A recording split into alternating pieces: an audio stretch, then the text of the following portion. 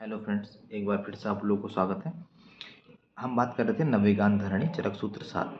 तो इसमें हमने सबसे पहले अधारणी वेगों के लक्षण देखे, अधारणी वेगों की अलग अलग चिकित्सा देखी और फिर धारणी वेग देखे, फिर पादांशिक क्रम देखा, फिर व्यायाम का विस्तृत वर्णन देखा। तो व्यायाम का विस्तृत वर्णन या व्यायाम का वर्णन कहाँ मिलता है? चरक सूत्र 7 में मिलता है। मात्र स्थिति अध्याय में नहीं मिलता है, तस्य स्थिति अध्याय में नहीं मिलता है, यानी कि चरक सूत्र 4, 5, 6 में नहीं मिलता। 4 में तो आपको पता है, 4 में तो मिलेगा ही नहीं।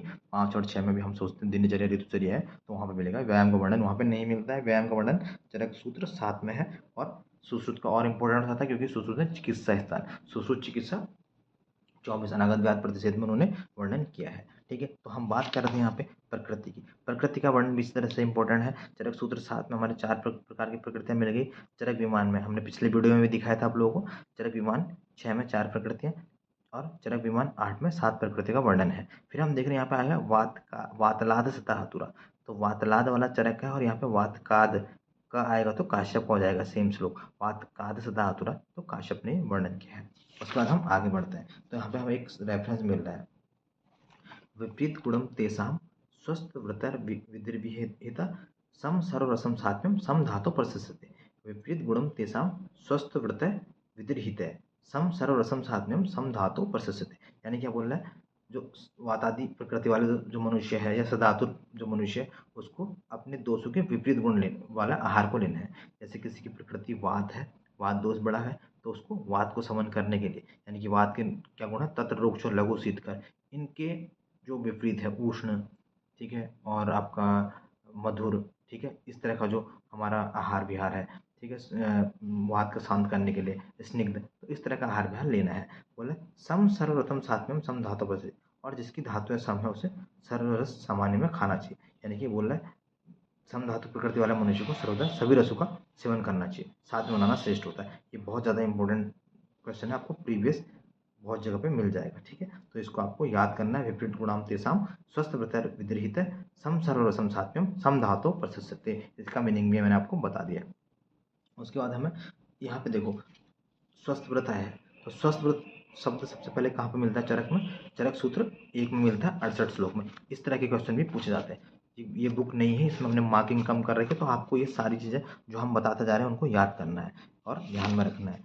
देखिए यहाँ पे स्वस्थ व्रत, देखो यहाँ पे जब प्रभाव वैसे औषधि या फिर द्रव्य पूछे जाते हैं तो 3 होते हैं। किंचित दोष प्रशमन, किंचित धातु प्रदूषणम, स्वस्थ व्रत मतम किंचित। ठीक है, तो स्वस्थ व्रत का जो शब्द है वो चरक सूत्र 1 में आया है और स्वस्थ व्रत का वर्णन जो है चरक सूत्र 5 में आया है। ठीक है, स्वस्थ व्रत का जो वर्णन है वो चरक सूत्र 5 के एंड में देखिए, स्वस्थ व्रत प्रकरण का उपसंहार। तो स्वस्थ व्रत तो आए ही है इसमें, तो इसलिए आपको ये भी याद रखना है रेफरेंस। ठीक है, फिर एक हमें एक श्लोक मिलता है, ठीक है, ये भी आपको याद रखना है। और इसका ऐसा जितना इम्पोर्टेंट नहीं, बस पढ़ लेना है।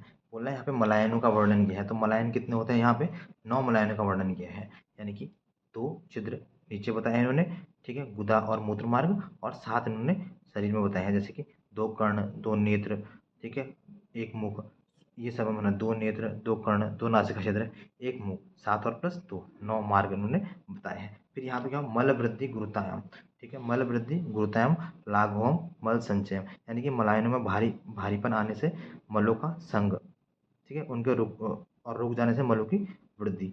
यहाँ पे ये बता रहे हैं मल मार्गों में हल्कापन आ जाने से तथा मलों का अति उत्सर्ग होने से मल का क्षय समझना चाहिए। तो यहाँ पे बोला मल वृद्धि गुरुताया लाघो मल संचयम मलायाम भूते संगो उत्सर्गादि। ठीक है, यहाँ पे उन्होंने यही बोला है कि मल मार्ग में हल्कापन आ जाने से, ठीक है, मलों का अति उत्सर्ग होने से मल क्षय समझना चाहिए।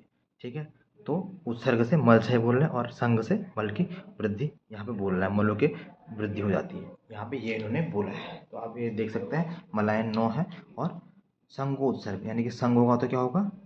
साफ साफ बोल रहे हैं, अगर संग है तो मलों की वृद्धि, उत्सर्ग और मलों का हल्कापन आ जाने से, मलों के अति उत्सर्ग होने से मल क्षय का ध्यान करना चाहिए।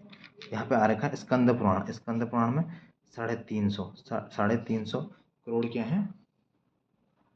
3.5 करोड़ हमारे क्या है? रोमकूप है। ठीक है, यहाँ पे नीचे श्लोक मिलता है, ऐसा जितना इम्पोर्टेंट नहीं है। फिर एक रेफरेंस मिलता है हमें व्याधि विपरीत, यानी कि व्याधि हेतु विपरीत चिकित्सा का वर्णन मिल रहा है। व्याधि हेतु प्रतिद्वंद्वन मात्रा काले विचार्यन, यानी कि जो हमारे मल वृद्धि और मलक्षय के जो जिससे जो रोग उत्पन्न होते हैं उनकी चिकित्सा कैसे करनी है, ये इंपॉर्टेंट भी बहुत ज़्यादा पूछा जाता है, तो आप इसको भी याद करना। व्याधि हेतु प्रतिद्वंद्वन मात्रा काल विचार्यन, ये रेफरेंस है यहाँ का। तो ये मल क्षय और मल वृद्धि की चिकित्सा व्याधि हेतु, ठीक है, व्याधि विपरीत नहीं करनी है, व्याधि हेतु प्रतिद्वंद्वी, ठीक है, व्याधि और हेतु दोनों के प्रतिद्वंद्वी चिकित्सा करनी है। फिर आगे हमारे पास एक जो है एक रेफरेंस और मिलता है, हाँ एक रेफरेंस नहीं है वैसे, इसको आप जस्ट देख सकते हैं कि बोला स्वस्थ व्रत का यहाँ पे उन्होंने बोला पालन करना चाहिए, ठीक है, वही सब बातें लिखी है, ऐसा कुछ इंपॉर्टेंट नहीं है। फिर ये इंपॉर्टेंट आपके लिए जो ये श्लोक आ रहा है ये बहुत ज़्यादा इंपॉर्टेंट है। माधवे प्रथमे मासी नभस्य प्रथमे पुनः सहस्य प्रथमे च हारिये दोष संचय। अब देखिए इसको हम इसको आपको ऐसे समझाते हैं, ठीक है, आपको हम ऐसे समझाते हैं, ये देख लीजिए आप क्या बोल रहा है। दोषों का निर्माण वात का वर्षा में, पित्त का शरद में, कफ का वसंत में, नॉर्मल ये है, लेकिन यहाँ पे चरक क्या बोल रहे हैं, ठीक है, देखिए बताते हैं, एक मिनट। माधवी प्रथमे मासी, ठीक है, माधवी प्रथमे मासी नभस्य प्रथमे पुनः, ठीक है, और सहस्य नभस्य प्रथमे पुनः सहस्य में प्रथमे च हारिये दो संचय, यानी कि जो चरक का है वो क्या हो जाएगा, श्रावण अगहन, अगहन मीन्स मांगसिर होता है, और चैत्र, ठीक है, तो ये हमारा हो जाएगा श्रावण अगहन और चैत्र, यानी कि नभ सह मधु, ठीक है, नभ सह मधु पड़ेगा, हमने ये नसम करके याद किया था, एनएसएम या फिर नसम करके, ठीक है, वात पित्त कफ लिखेंगे, ठीक है, फिर यहाँ पे श्रावण सैक लिखेंगे SAC, या देखो SAC, तो इसके आगे नसम लिखना है, याद करने के लिए आपके लिए है वात पित्त कफ, ठीक है, तो इस तरह से ये बता रहे हैं। और वाग्भट ने यहाँ पे क्या किया, वाग्भट ने, ठीक है, आपका श्रावण बोला, अहगन की जगह उन्होंने कार्तिक कर दिया, बाकी चैत्र चैत्र में ही है, ठीक है, तो ये आपको आना चाहिए। जैसे कि आपको एक बार आपको बताते हैं क्या करना है, आप लोगों को इसका आंसर निकालने के लिए इस तरह से लिखना है, वात पित्त कफ लिखना है, ठीक है, तो यहाँ पे क्या आएगा आपका सैक, ये किसका है, चरक है, श्रावण अगहन मीन्स मांगसिर होता है, और चैत्र, फिर नभ सह और मधु, नसम हो जाएगा ये, नसम, एनएसएम भी बोल सकते हैं हम, ठीक है, एनएसएम। तो यहाँ पे वाग्भट ने, ये जो चरक का है, वाग्भट ने क्या बोल दिया यहाँ पे, अहगन या मांगसिर एक ही बात है, मांगसिर, तो वाग्भट ने SKC बोल दिया, ये पूरा श्लोक ये है। तो आपको इस तरह से इसको भी याद करना है कि बोला माधव वैशाख के प्रथम मास चैत्र में संचित कफ का, ठीक है, नभस्य यानी कि भाद्रपद के प्रथम मास, श्रावण में वात का, सहस यानी पौष, पौष मास के, पौष के प्रथम मास अहगन में संचित पित्त दोष का निवारण करना चाहिए, ठीक है, क्रमशः चैत्र श्रावण और अहगन, ठीक है, कफ वात पित्त का निवारण करना चाहिए, इसका अर्थ ये है। तो हम इसको वात पित्त अपनी सहूलियत के हिसाब से वात पित्त और कफ इस तरह से क्या कहते हैं, श्रावण और अहगन यानी कि मांगसिर चैत्र वात पित्त कफ के हिसाब से इस तरह से इसको हम याद कर सकते हैं, क्योंकि हमें पता है हमने इससे पहले देखा था। देखिए आपको अगर संचय प्रकोप प्रशमन का बताएं तो अगर आपको नेक्स्ट में बताएंगे, आपको नेक्स्ट क्लास में बताएंगे, कहीं पर पंचकर्मा का वर्णन है तो वहाँ पर आपको पंचकर्मा का बताएंगे, तो यहाँ पर आपको याद कर लेना है, जैसे कि हमने बताया आपको, एक बार फिर से आपको दिखा रहे हैं कि कैसे याद करना है।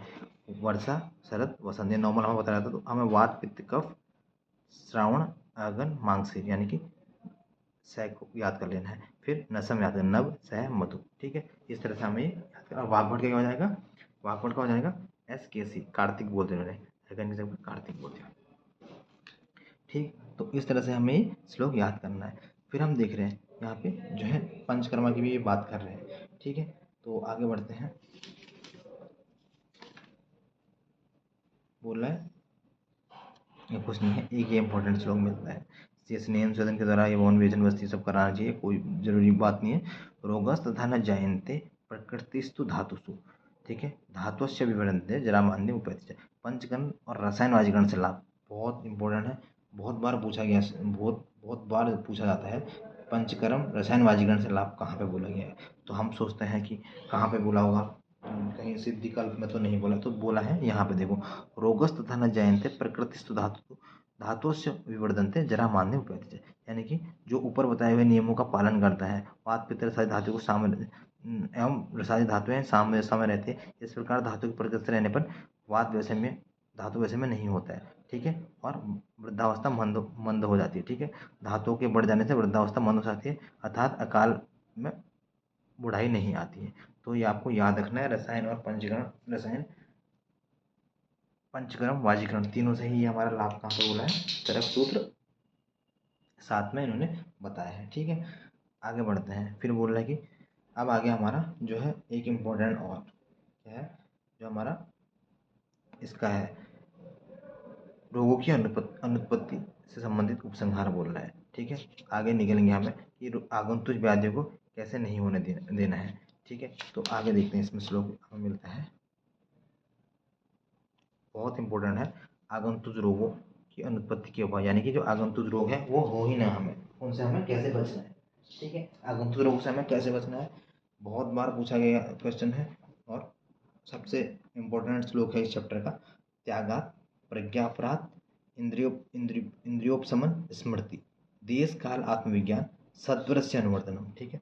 तो यहाँ पे कितनी चीज़ें हैं, 5 चीज़ें हैं। एक बोला त्याग, यानी कि प्रज्ञा अपराधों का त्याग करना, गलत जानबूझ के जो काम करते हैं उनको त्यागना। त्यागात प्रज्ञा अपराध इंद्रियों की इंद्रियों की शांति, यानी इंद्रियों पे कंट्रोल रखना, इंद्रियों को अपने वश में रखना, स्मरण शक्ति रखना कि पिछली बार हमने ये खाया था, तो बाहर का फास्ट फूड खाया था तो हमें जो है डायरिया हुआ था, डिसेंट्री, तो ये बोला स्मरण, ठीक है। फिर बोला देश काल और अध्यात्म ज्ञान का चिंतन करना और सद्व्रत का पालन करना, बहुत ज़्यादा इंपॉर्टेंट है। त्यागात प्रज्ञापराध, अगर इस फॉर्मूले को हम आज के परिप्रेक्ष्य में लगा दिया जाए तो आज जितने भी हमारी लाइफस्टाइल डिसऑर्डर हैं वो हमें होंगे नहीं। त्यागात प्रज्ञापराध इंद्रियोपशमन स्मृति देश काल आत्मविज्ञान सद्वृत्य अनुवर्तन, ठीक है। तो ये आपको ये याद करना है। फिर बोल रहा है कि आप्तोपदेश पालन से लाभ क्या है। आप्तोपदेश प्रज्ञानम प्रतिपत्तिश्च कारणम विकाराणाम अनुत्पत्ति अनुत्पत्त्यानाम च शांति है। यानी क्या बोला, आप तो पुरुषों के उपदेशों का जो हम पालन करते हैं, ठीक है, उससे क्या होता है, मनुष्यों में रोग की उत्पत्ति नहीं होती है और उत्पन्न हुए रोग विकाराणाम अनुत्पत्ति उत्पत्ता नाम से शांति है, ठीक है। तो जो हमारे रोग उत्पन्न है विकार नाम अनुत्पत्ति है, यानी कि विकार होंगे ही नहीं, और जो उत्पादित है वो शांत हो जाएंगे। किसके पालन से ही, आप तो लोगों ने जो वचन कहे हुए हैं, ठीक है। आप तो उपदेश पालन के लाभ, बहुत इंपॉर्टेंट श्लोक है, दोनों ही श्लोक आपके लिए बहुत ज़्यादा इंपॉर्टेंट हो जाते हैं, ठीक है। फिर हम देख रहे हैं यहाँ पे, तो आपको इस तरह से ये सारी चीज़ें याद रखना है। फिर यहाँ पे दही के बारे में बताएंगे, देखो ननकतम दधी, ऐसे भी नहीं खाना है वैसे भी नहीं खाना है, ननकतम दधी भुंजिए, ठीक है। क्योंकि दही क्या होता है, अभिसंधि होता है, ठीक है। तो स्रोतों अभिसंधि क्या होता है, जो स्रोतों में जाके अटकता है, तो दही अभिसंधि होता है रात में खाने से, और रात में हम वैसे ही इनएक्टिव रहते हैं, तो ये एक रीजन रहता है। नक्तम दधि भुज्येत न चाप्य घृत शर्कराम न मुग्धयूषम न शौद्रम न उष्णम न आम्ल कैरबिना। तो यही बोला, रात्रि में दही नहीं खाना है, बिना घी के, बिना चीनी के, बिना मूंग की दाल, बिना मधु गर्म करके और बिना आंवला मिलाए हुए दही नहीं खाना चाहिए, ठीक है। तो इस तरह से हमारा जो आहार विहार मिलेगा वो ये नहीं करना है हमें, ठीक है। आगे बढ़ते हैं हम। ये क्वेश्चन प्रीवियस ईयर में पूछा गया है, ये क्वेश्चन प्रीवियस ईयर में पूछा गया है, तो आपको ये याद करना है। और यहाँ से मतलब ये आया था 2018-19 में आया था ये, ठीक है। दधी दधी संबंधी जो उपद्रव है इसमें क्या है करके, तो ये बहुत ईजी सा श्लोक है, इसको आपको याद रखना है, ठीक है। इसमें क्या क्या है देखो, इसमें 2 3 4 चीज़ें हैं। एक तो हमें क्या करना है, जो है इसमें याद रखना कि कौन कौन से जो हमारे वो हैं ज्वर, इसके जो दही के व्यापक हैं वो कौन कौन से बोल रहा है। ज्वर, असरक पित्त, विसर्प, कुष्ठ, पांडु भ्रमान, ठीक है। कामला, कामला भी है इसमें देखो, तो ये हमें याद करना है। ज्वर, रक्तपित्त, पांडु, कामला, ठीक है, कुष्ठ, विसर्प और भ्रम। इस तरह से हम इसको याद कर सकते हैं ईजी से, बहुत ईजी से हम इसको बताते। देखो ज्वर, ज्वर, ठीक है, ज्वर है, रक्तपित्त है, ज्वर रक्तपित्त, पांडु कामला, ज्वर रक्तपित्त पांडु कामला, कुष्ठ विसर्प, कुष्ठ विसर्प और हमारा क्या है, भ्रम, ठीक है। तो ये सारी चीज़ें इसमें 7 व्याधियाँ हैं, ज्वर 1 2 3 4 5 6 7, कुष्ठ, रक्तपित्त, पांडु कामला, ठीक है, विसर्प और भ्रम। तो ये 7 चीज़ें हमें दधि व्यापत या फिर दधि से संबंधित अगर नियमों का पालन हम नहीं करेंगे तो ये 7 विकार मिलेंगे। थैंक यू दोस्तों, मिलते हैं जल्दी नेक्स्ट वीडियो में, और जो भी चीज़ें इसमें रही हुई हैं उसको आगे कंटिन्यू करेंगे। Thank you. हाँ, एक और चीज़ है दही के भेद। दही के भेद आप देख सकते हैं कि लिख सकते हैं सुश्रुत के 7, भावप्रकाश के 5, चरक के 3। सुश्रुत के 7, भावप्रकाश के 5, चरक के 3। ठीक है, बाकी दधि का भी हम आगे देखेंगे क्या क्या बताया। Thank you.